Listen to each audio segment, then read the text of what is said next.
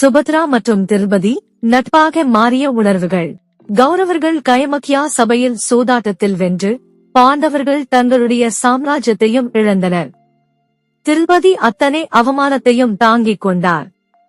திரௌபதி தன்னுடைய அவமானத்திற்கு பழி வாங்குவேன் என்று உறுதி செய்தார்.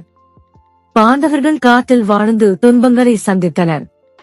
அஜ்ஞாதவாசத்திற்கு பிறகு அர்ஜுனன் தன்னுடைய பாதுகாப்புக்காக தப்பி ஓடினார். அந்த சமயத்தில் அவர் துவாரகையை அடைந்தார். கிருஷ்ணன் தன் சகோதரி சுபத்ராவை அர்ஜுனனுக்கு அறிமுகம் செய்து வைத்தார். இருவருக்கும் ஒருவரை ஒருவர் ரசிக்கத் தோன்றியது.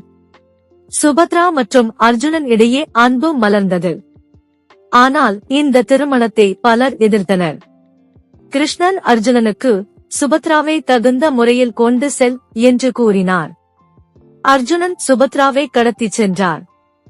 சுபத்ரா அர்ஜுனனுடன் இந்திரபிரஸ்தத்திற்கு வந்தபோது திரௌபதி மிகவும் கோபமடைந்தாள். நான் ஏற்க முடியாது என்று கூறினாள். சுபத்ரா திரௌபதியின் கோபத்தால் மனமுடைந்து விட்டாள். அவள் எப்படியும் தன்னை ஏற்றுக்கொள்ள வேண்டும் என்று விரும்பினாள். கிருஷ்ணன் திரௌபதியிடம் வந்து, சுபத்ரா உன்னிடம் அன்பாக இருக்க விரும்புகிறாள். அவளுக்கு ஒரு வாய்ப்பு கொடு என்றார். திரௌபதி சுபத்ராவை புரிந்து கொண்டு அவளிடம் அன்பாக நடந்து கொள்ளத் தொடங்கினார். இருவரும் நல்ல தோழிகளாகிவிட்டார்கள்.